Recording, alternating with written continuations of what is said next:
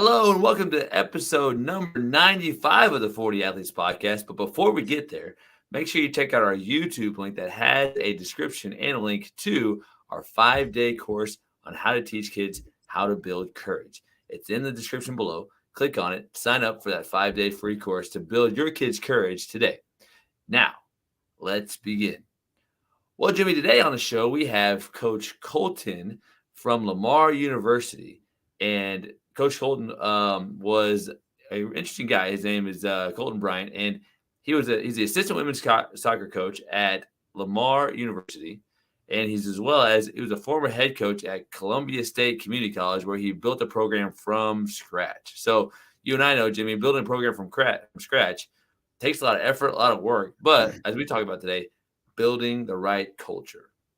Yeah, I mean, I think you see a lot of programs out there, even ones that have been, you're building from scratch, or someone's taken over a program that maybe has been struggling, or in general, whatever it is. It's like having that culture, right? They talk about a lot is what's your identity? What do you stand by? And, building that out. And that can take some time and patience as well. Yeah, and I saw one of his videos too, and he talked about how you can still make things fun even at an elite level. And I thought that was key because so much of it, whenever you get to a quote unquote elite levels, everything's always seems so serious all the time. Everything's so but I love what he talks about when building culture of making sure things are fun. So what we're gonna do is we're gonna bring Coach on and have him dive in to talk about culture and what it means. So, Coach, thanks for joining us today. Great to have you all the way down from south of Texas. So welcome to the show today. Thank you. Thanks for having me. And a lot of the reason why I saw your stuff on Twitter and the things that you posted, it was all about, you have a formula for building culture. And I know that's a key because like a lot of people might dismiss it. Oh, it's all about X's and O's, all about athletes, but you really dive into the chemistry piece of it. So let's go ahead and get into that. Why is it important, to have that fun aspect, even at elite levels, so people still enjoy playing the game? Yeah, I think it's a hard one because obviously you have to try and get the win column stuff right, but it's a lot of I got to work under some amazing people. One being I got to work with Travis, who you had on not too long ago, and he got me. I say got me at a young age, but he entered my life when I was at a really young age in a really early part of my career, and that's a great person to have to help you see the bigger side of things, I guess. And then obviously starting that program from scratch, as a 23-year-old, well, really I was 22 going into 23 as a first-time head coach. I really had to, I thought it was going to be a lot easier than it was. And obviously it wasn't. And so I got to fail a lot, and I guess I had to learn to be more, or to show more humility and everything. And what I really had to do is I really had to dive deep and figure out, it's nice starting a new program because you don't have to change a culture, but also you have to figure out like what does yours need to be. And so I came down to like I needed to figure out some core values. I needed to figure out like who was I first and foremost, so what did I stand for, and then what is the vision of what we wanted something to look like. And then from there, it was just kind of winging it, man. And as you get to know each player and each personality, it's a big piece to try and, I think you can have an idea of what a culture is and how you want to build it, but really each player and each individual, they bring something to it. So there's not a perfect formula outside of trying to find cohesiveness within the group, and then that's an everyday adventure. So when you do that, Coach, let's talk about like Lamar University and the culture there. So walk me through that. So is that like taking the kids in each season, sitting down with them and discussing maybe possible values that would be a big part of the program that maybe the players and you could buy into? And if that's the case, then what happens is it like, okay, here are our values. We're putting them on T-shirts, on walls, on different areas. And then we're defining what those values are and how we live those out. And we're reminding them throughout the season. Yeah, it's funny you say that because like we all just as a whole new staff, the whole new staff got here in April. And so we had the fall season, and it was an interesting one because you have what you want to do in terms of the culture, but when you're also introduced so late, and we walked into an interesting scenario. Like we had a very good squad, but we only had 14 returners, and I think there was only 122 commit. And when you're in April, that's really late. And so we had to hit the ground running in terms of recruiting. So not only do we have an entrance as an entirely new staff into a team, we also needed to, I think we brought in 13 new players as well. So we had half and half, half returners, half newbies, and then all new staff come in. And for us, it was really about trying to figure out, okay, what do we want to do? How are we going to do this? Because we all had never worked together as well before. So that was an interesting concept. And so we all kind of got together and figured out, okay, here are some key things. Like we wanted to make sure that the athletes always knew that we were there for them.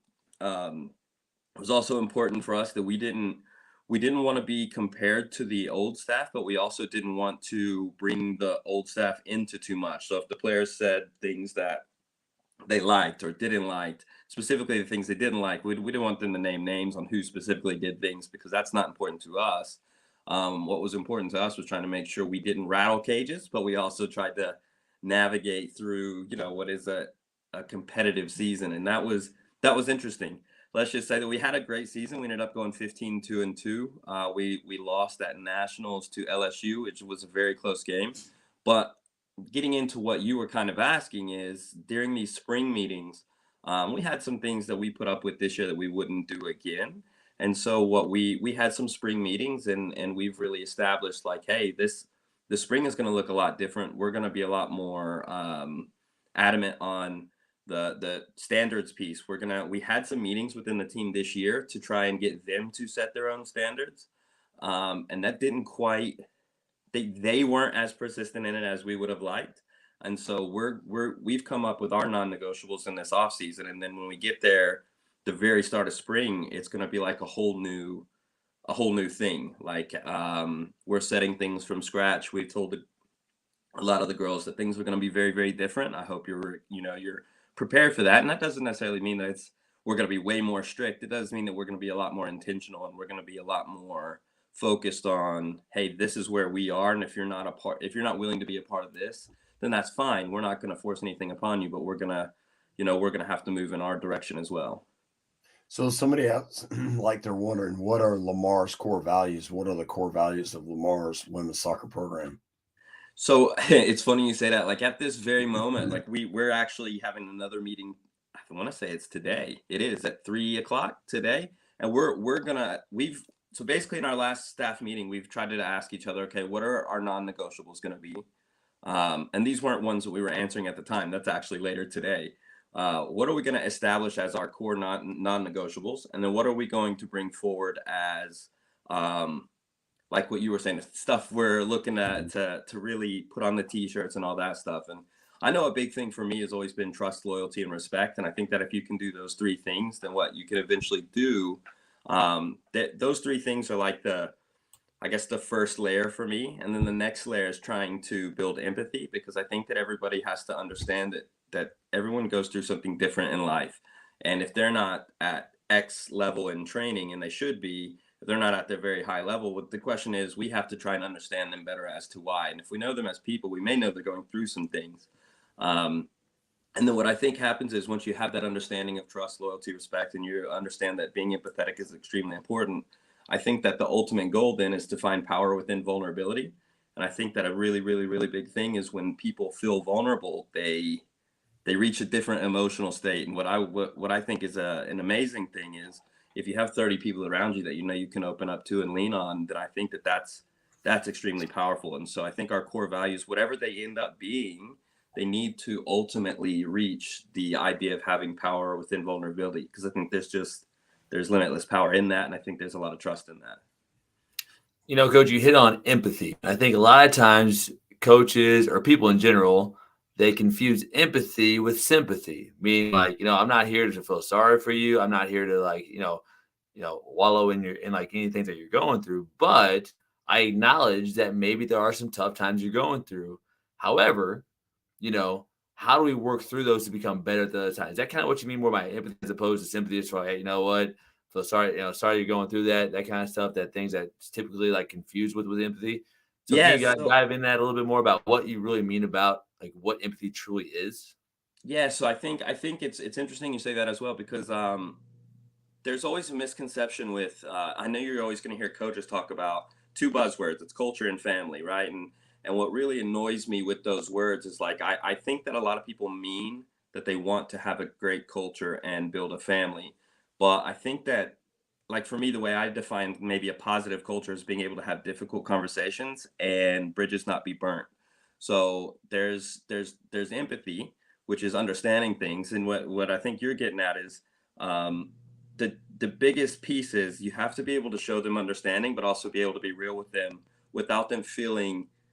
Um, you can be demanding without being demeaning. I think that that's something that you can always do, but you have to build, like I said, you have to build the trust, you have to build the loyalty, and you have to have a mutual respect. And if you don't have those three things, then you can't show empathy without it almost coming off as sympathy and maybe being interpreted the wrong way. So I think it's how we on a daily basis speak and interact with each person. Like each individual is different. You're going to have a different trust, a different loyalty, and a different respect based on how your everyday conversations are with them. And I think what you can't do is, I think what coaches, teachers alike, when they have a new class or a new team, they're either too strict and then they do the reins, or they're not strict enough and then they have to get stricter. And so I think you have to know who you are as a person and what your energy or maybe your thing is, and every individual is different. I think that then how you create those relationships within each player help navigate the difference between empathy and sympathy, if that makes any sense at all. Yeah, and I think it does, and I think I would love to dive in that part because the empathy aspect you talked about is like the non-negotiables. Like you can have empathy for individuals, but hey, here's our non-negotiables, right? And when you have culture, I think you have to have those, and you got to stand by those to protect that culture. What are some of the non-negotiables when you talked about like at Lamar University that you discuss that are part of your program? Yeah, so we had a meeting with our what turned out to be our captains when we first got there, and we were like, what are some of the things that you guys think need to always happen? And that might be, if we have training, then you need to be in the locker room 30 minutes before, and you need to be out stretching 15 minutes before. If we have uh, like we had a 48-hour rule. Like when you deal with college students and you worry about the drinking aspect of things, we had a 48-hour rule. If you have anything, not a game, not if you have anything, if you have soccer related film, if you have training within 48 hours, then you're not able to go out and maybe go to a party and drink or anything like that. That's a non-negotiable for us. Some other things like making sure your grades are always in. I mean, you're a student athlete. You're not an athlete student. So I think that you have to we have to have a standard in terms of that. And then we worked with because we have a lot of, what's nice about now being at a school like this is we have a lot more support staff than what I've had in the past. So I'm not the one doing all the study hall. We actually have a person with that, and so like it's really cool. And like we have our S&C coach, and it was nice to be able to speak with him and be like, hey, what are some of your things that you expect? So then we can then back it up for you as well. Because that's his realm. And we want to make sure that he has everyone, like we're all a part of a team. Like I know the coaching staff is always, some people view it as like a dictatorship, but that's not really it. We want to work with people. And so our athletic trainer, she has her rules for her space, and that's for us, and not only just for us but for the girls, everyone. That's a safe space, is the athletic training room. So like if there's something that you don't want to have like too deep of talk about, then you can always be in there. What's nice with the way our setup is, you've got the training room is right next to our offices, and then the field is right outside of that. And that's something I think we have that not a lot of programs do, because a lot of places you have to go across campus to a whole new area for your athletic training.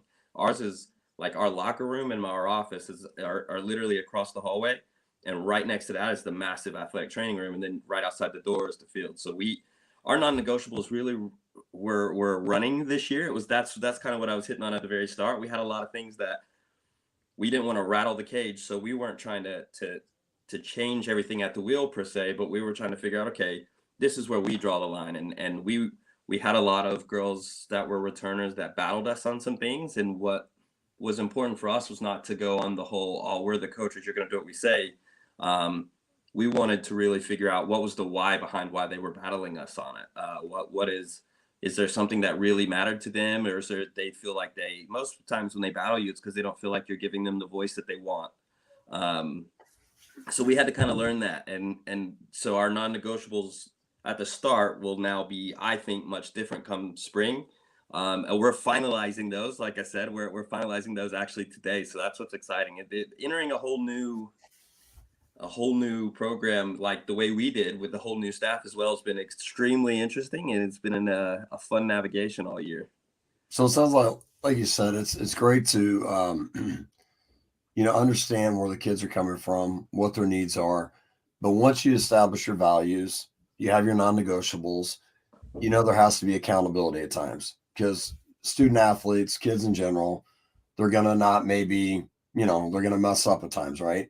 Oh, So yeah. you talked about it. How do you hold them accountable in ways that is not demeaning, but demanding, and they understand that you really care for them and you're doing it for the best for them, for not only now and the future, and also for the team?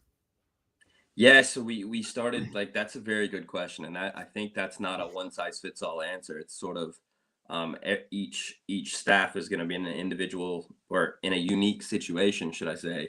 Our scenario this year was we leaned on our captains a lot. To be completely honest, we leaned on them a whole lot, and we would bring them in, and we would ask them loads of questions and be like, what are your thoughts? This is where we are on this.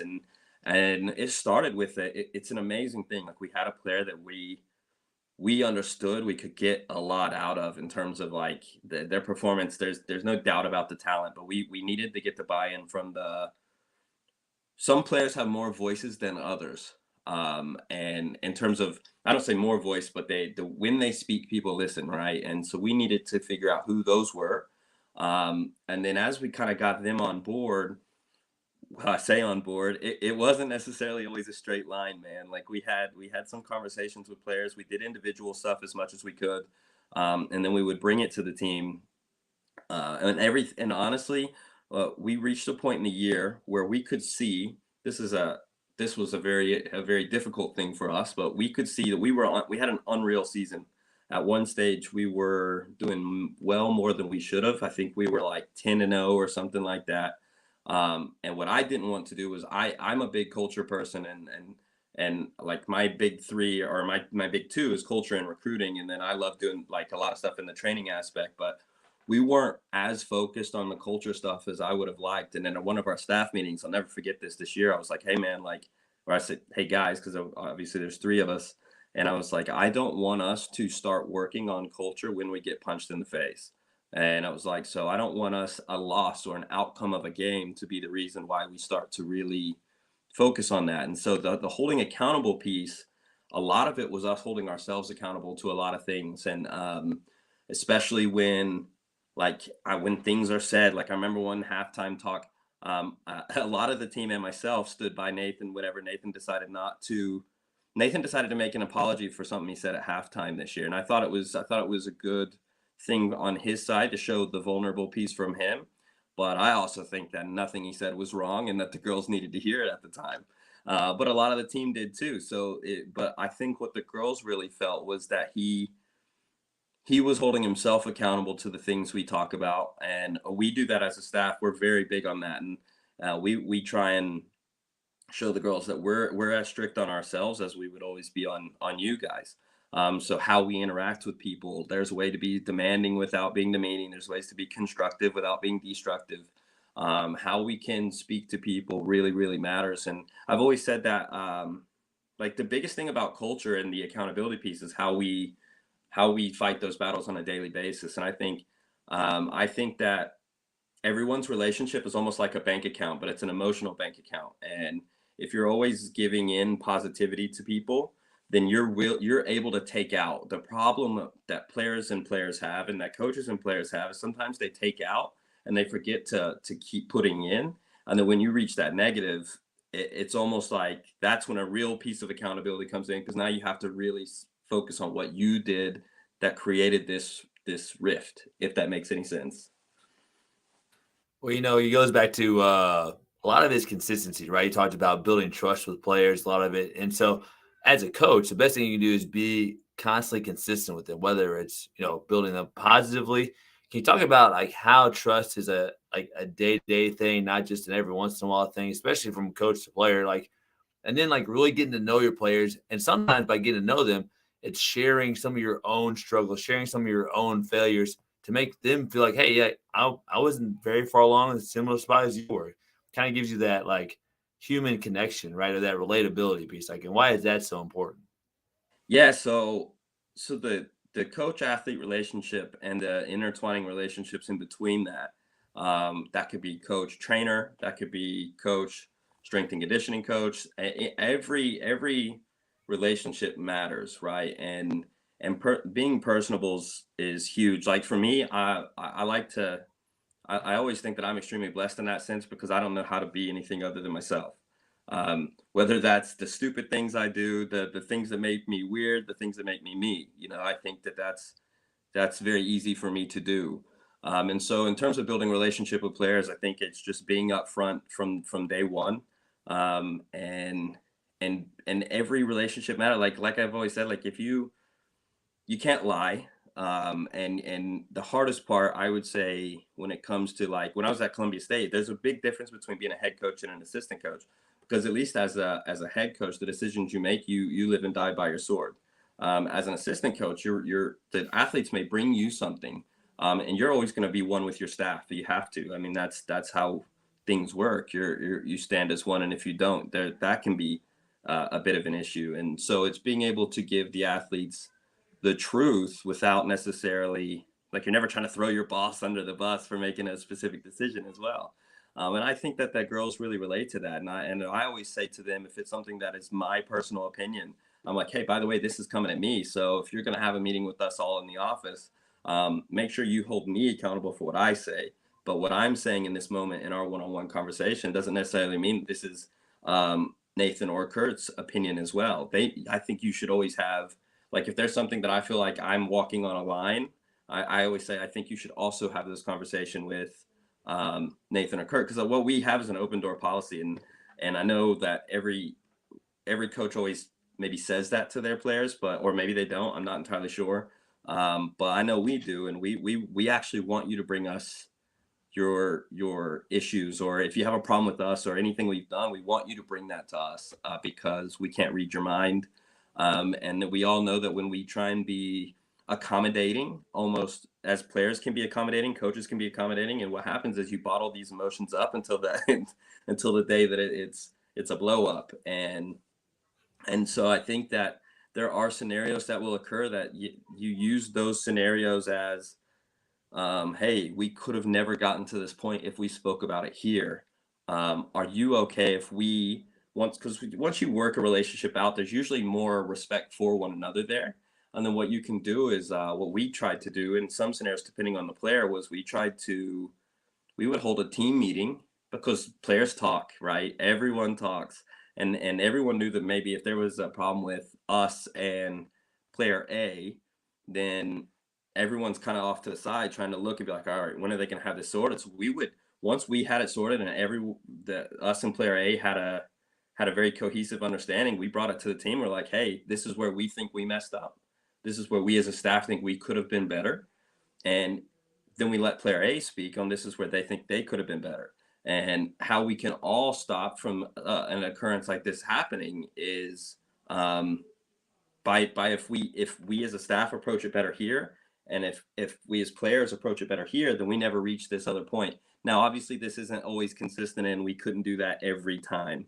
It's really based on what the scenario is. But when it's a scenario that's not dire or something that's really going to cause a rift, then I think it's important for that exposure for both sides. No one's perfect in any scenario. I think, like you said, too, Coach, is like, Jason, you're talking about like building that trust is, you talk about being honest, being consistent, showing that empathy. The thing, you think about athletes or people in general, they don't really care so much what you know.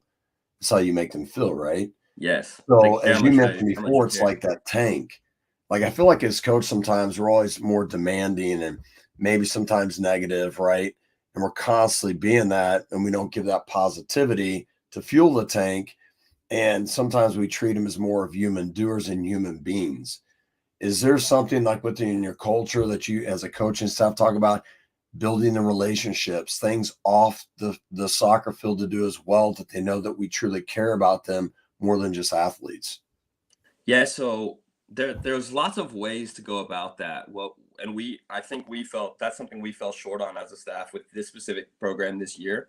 Um, was when we got there, we had a really weird way because you're arriving so late, and the time in which you arrived, you're not allowed to really do anything with the athletes. It was during the summer; they're all away at home.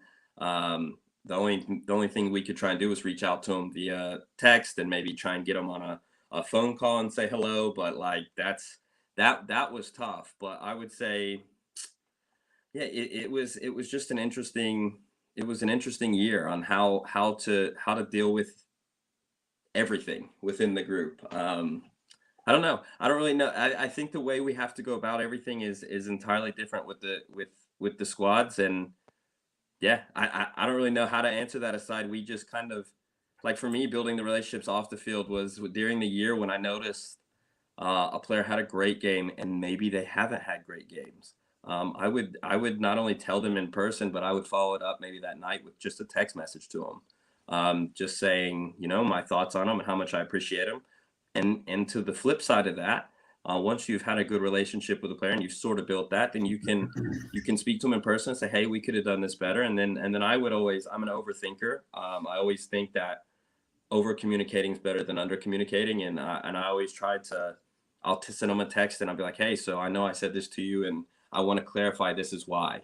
And so I would send, it might be a mini novel, but at least they would know that I cared and I understood and I tried enough to go and do that. And then I remember sometimes this year there was 5 players that I held in high regard in terms of how they interacted within the squad. And I sent them a text and was like, what can we do to be better? We're doing X, like we won a game and it was a great win. I mean, we were up 4-0 at halftime, and then we ended up only winning 5-1 or something like that. And long story short, after the game, I felt off because of it. Something didn't feel right. And so I texted a lot of the girls, 5 of them in particular, and was like, hey, what can we do to better your experience? What can we do as a staff to better the feel? Because at the end of the game, it didn't feel like a 5-1 win for any of us. And I don't know why. It was just a really weird feel. And I think that like one of them even said, glad you said that. Let's talk tomorrow. And she came to the office and we spoke in person.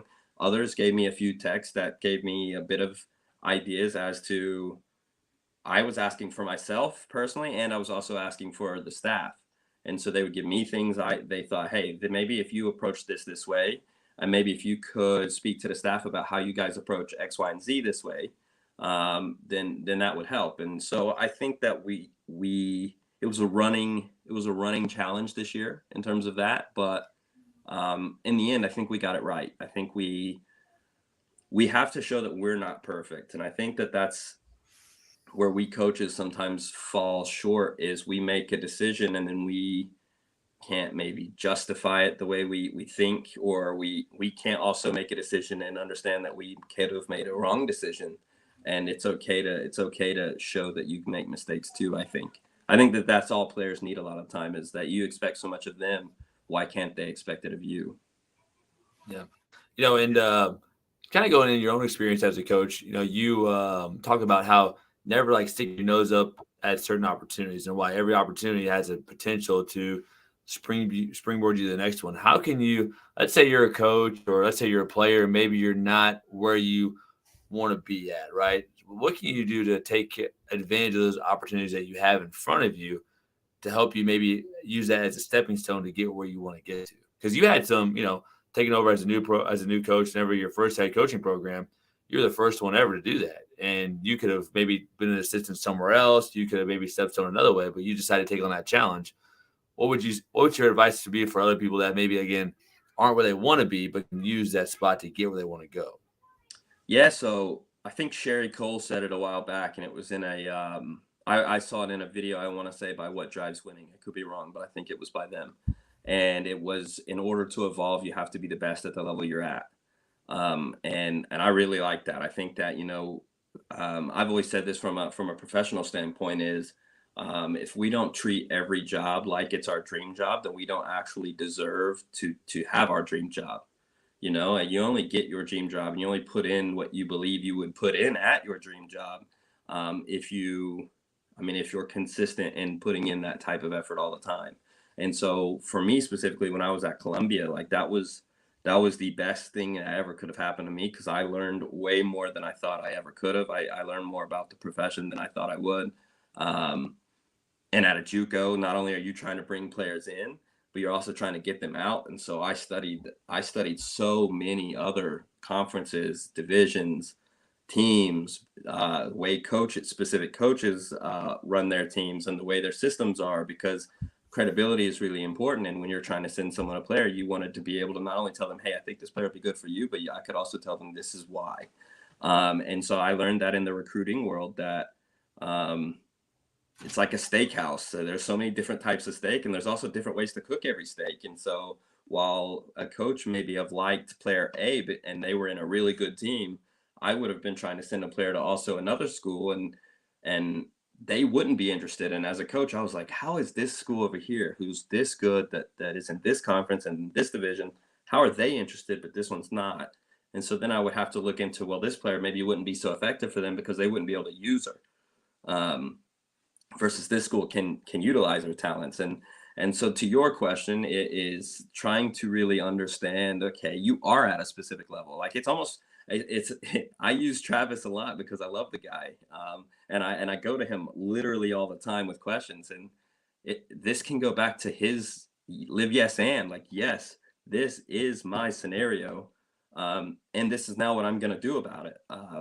If I want to be somewhere else, or I want to be in a better scenario, what can I do in my current life, in my current moment, to better myself? And I think as a player, that with the transfer portal now, that's a very interesting question, because now it's like, what if a player comes in and says, hey, I think I want to enter because I think I can be somewhere better? We're not going to fight them on that. We want to question them and say, are you sure that's what you want to do? And also to be clear with them that the moment you decide that is your way, we have to then move forward our way. And a lot of players don't understand that you can't just enter that thing to try and better it, and then if you don't get picked up, you have open arms back. It doesn't always work that way. It can. I know I've heard scenarios that it can, but for us, it couldn't, because if you enter, then that means that you're not happy about something, and if you want to better yourself, that's fine. But we also we also have to fill that role, and that's important. And so to answer your question, I just think you always have to focus on where you are, what you're doing, and do the best you can. I think I spoke with Anson Dorrance about this before, the coach at UNC. Amazing mentor. I probably bug him to death, but he said that I always think the people that are willing to grind and willing to do the work always ascend to the top, and those that ascend early always tend to drop because they're not ready to do the work when they get there. So it's like, you can get to your dream job, great, but if you think that getting that dream job and then relaxing is gonna work, then it's not gonna work, because usually our dream jobs as coaches are high pressure environments, and if you don't perform, you're gonna lose.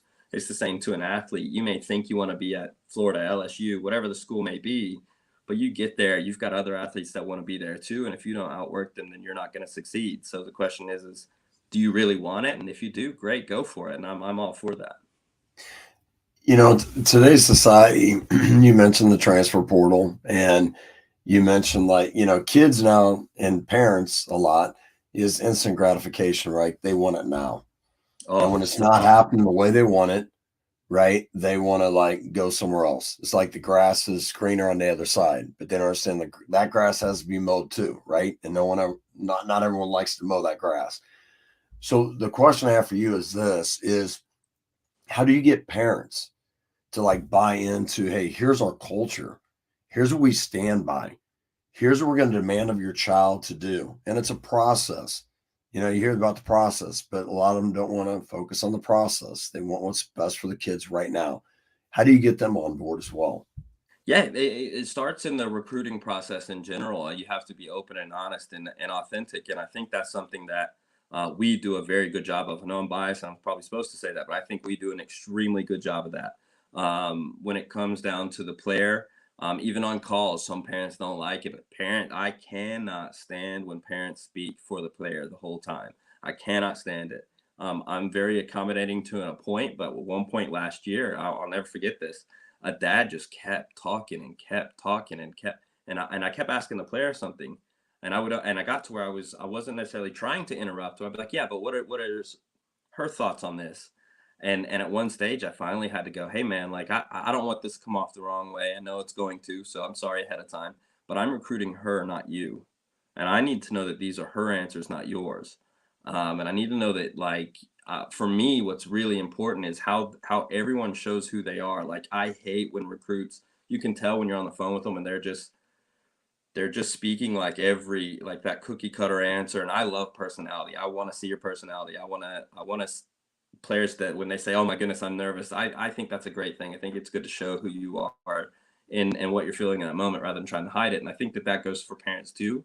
And I've always told parents, like, hey, like, I will never ever ever tell your kid not to listen to you. I've done this from the club level, even now at the college level, and even still when you have a club team at the college level, is I'm never going to tell your kid not to listen to you, but I will. Like, I know at club I always said that if you're coaching from the sideline, then you have, if I hear about it, you have one warning, and then the next one you're coming to the sideline to coach. And if you're not going to do it, that's fine. I don't need to be here. I want to be here, but I'll be out.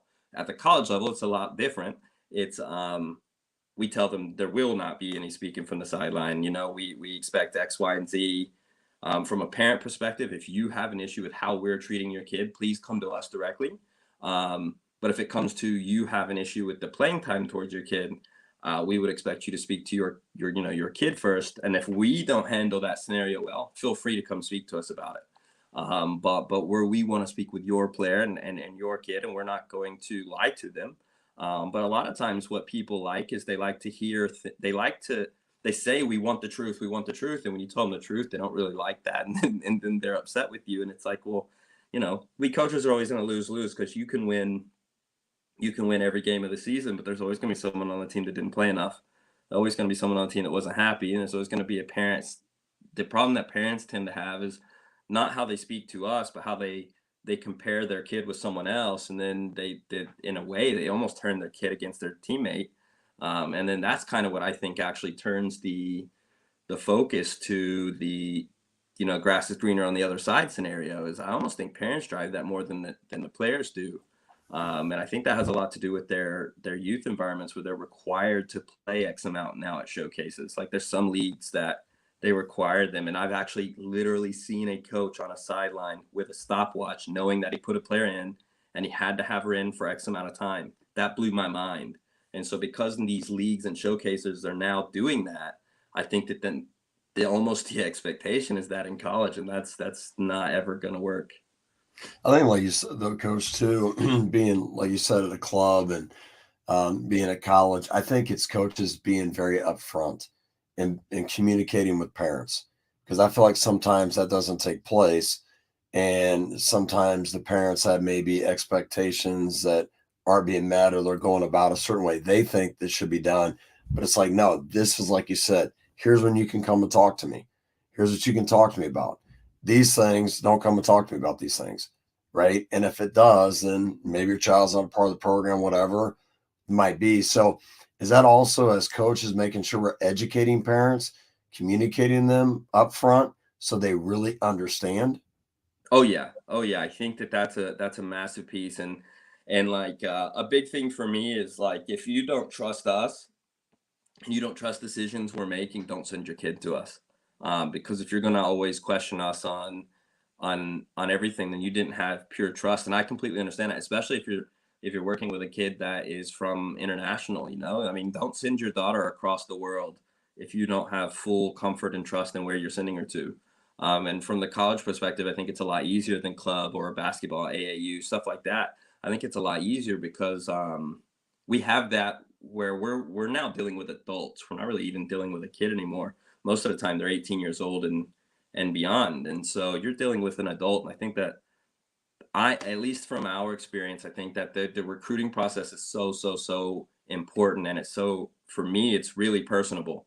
Like I am the same way. It's so funny when players get into the program, they're like, you didn't change. It's like, well, I told you that in the whole process. Like, I'm gonna speak to you the exact same way, and I'm gonna tell parents. I had a parent say, well, what are your thoughts on the culture? And I don't want to tell everyone everything's perfect. So I tell them like, hey, we've had these issues and these issues, and I think this is actually, not only can your daughter help us as a player, but I think this is something they're really good at. And I ask them different leadership roles that they think they have within them. And of course, players try and sell them, almost oversell themselves. And I'm like, yeah, but what if I put you in this scenario? And I just think that the closer you get with the individual person in the recruiting process, the more trust and respect is, like, you can build that trust, loyalty, and respect before they're even in your program. And I think that goes from a parent perspective. The parents just want to know, like, that the mama bear needs to know that the cub is safe. And I think that, a part of a parent understanding that is that, like, I've even said to parents, like, that doesn't mean that I'm not going to get on your daughter if she does something wrong. You're going to get on your daughter if she does something wrong. The only thing I get to do is I get to come at it from a different place. And a lot of parents are good about saying, no, we understand that. They hear us all the time. Then they hear a coach say the exact same thing we say, and all of a sudden it hits them. And it's like, we do the same. If we have to keep speaking to a player again and again and again about this, we may speak with a parent and be like, hey, can you maybe mention something? And I just, through the whole recruiting process, I think that it's so important for comfort. And I've said I don't like listening to parents.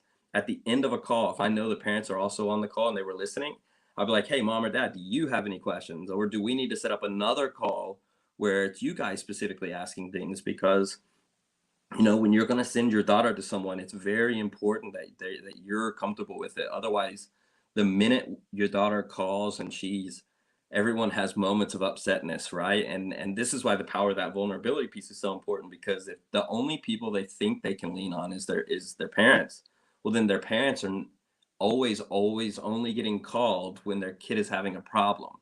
And then the parents start to get worried, especially if they're from a longer distance. And so, I think that that's a big piece. And that if the parents trust you, then they'll not necessarily be on your side, but they'll be understanding, but also say that, hey, this might be their perspective. But if parents don't trust you, that's when you start to get the calls.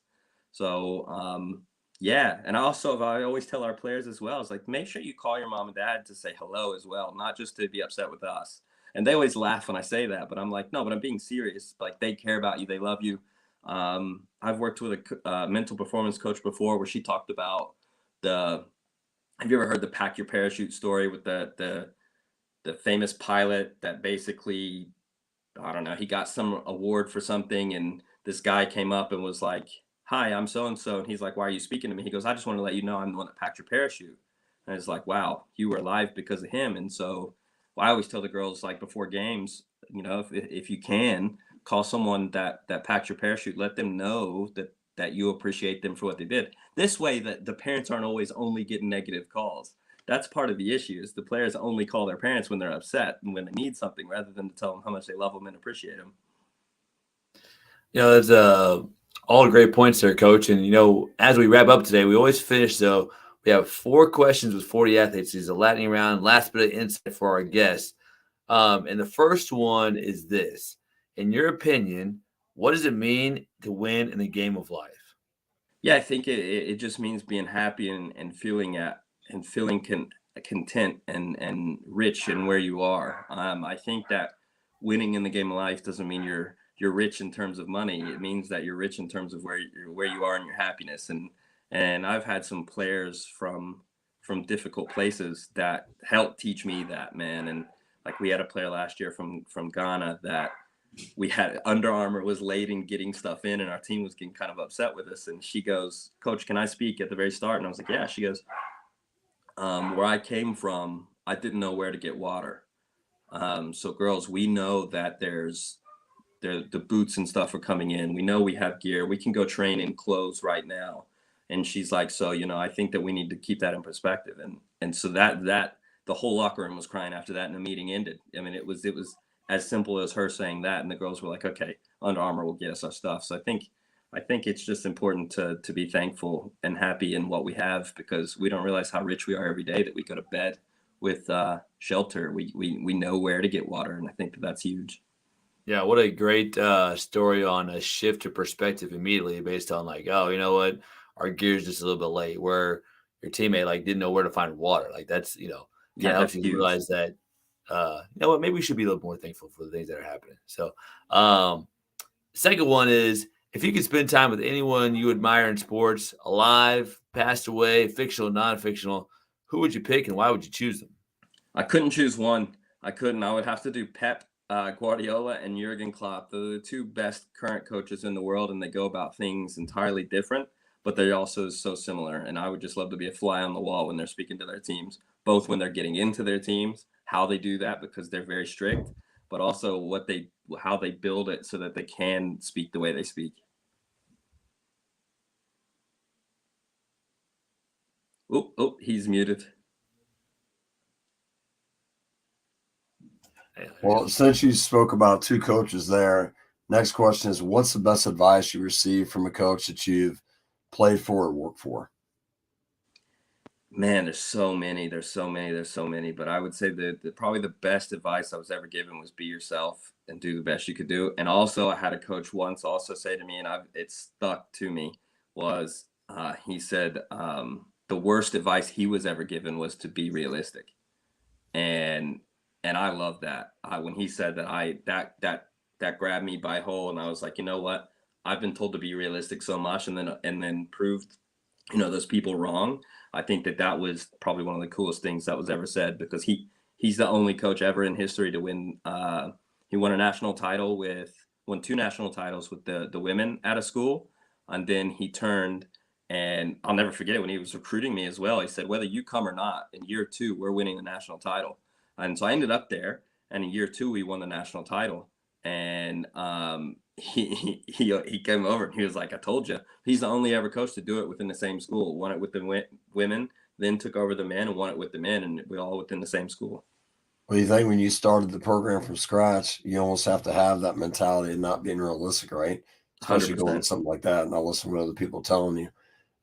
Last question is, what if you were, recruiting players or having somebody, maybe a coach, work for you? What if you had like one character trait or life skill that they could have? What would it be and why? Oh, the word for this is starts with a D. Oh my goodness, I had it in my head. Where you can read someone. What is that word? Where you have the skill of oh my goodness, I just went I'm blank. saying intuition. What do you got, Jace? D. Decipher, Almost. perception. Where you can so when someone's speaking to you, discernment, the skill of discernment. Okay. That's the word. If you have that, you're in a good place. My grandmother always told me that growing up as well. She's like, because if you can really work on, especially with players as a coach, man, if players will try and this is why this went this way, when they don't, they steer out of holding that accountability. You got to be able to read that. And so the skill of discernment and really just being you. I think too many coaches try and be their former coaches, or at least those they appreciated. And I think that the best coaches, when it comes down to the X's and O's, they're almost all the same. It's really the energy and the love you bring into that, and the trust, loyalty, and respect that you have with your players, for them to buy into that. So I think just being authentic and genuine, and then being able to really try your best to you have to know a person in order, well, you don't have to know them in order to have discernment with them, but the better you know them, the more you know when they're not telling you what's true. So. Well, Jimmy, this was a great episode with Coach Lamar, or Coach Colton from Lamar. It's almost like we had the Ted Lasso of Lamar on today, with all the positivity talk, character building, culture. I don't wonder, Coach, you don't have a football background, do you, by any chance? No, I thought I was going to be a football player growing up, man. I've been this size since I was in 5th grade, so I never grew again. But no, well, being Oklahoma, I mean, what do you think? I mean, Norman, Oklahoma. Yeah, no, I was also born on a military base, man. I think that played a lot in it. there's specific things you got to follow as a military kid too, and I think that was a good thing. Yeah. Well, Coach, how can people, follow you? What can they learn more about, your, philosophies, like that kind of thing, and follow Lamar women's soccer as well. Yeah, I'm on all social media platforms. Coach Colton is my handle on everything, and yeah, I mean my email's out there on Lamar's website. There's uh, Lamar Women's Soccer. It's Lamar W Soccer on all social media platforms. So you can always reach out to me, and if you want to see things, I mean, I put things out all the time. I invest a lot of time in social media. I think it's the best um, recruiting tool in the world, to be completely honest. Yeah. Well, Jimmy, the last of Lamar came on the show today, and Coach, we appreciate having you on, and best of luck moving forward at Lamar, and then whatever's next for you as well. Thank you, I appreciate it. Thanks, Coach. Have a great one.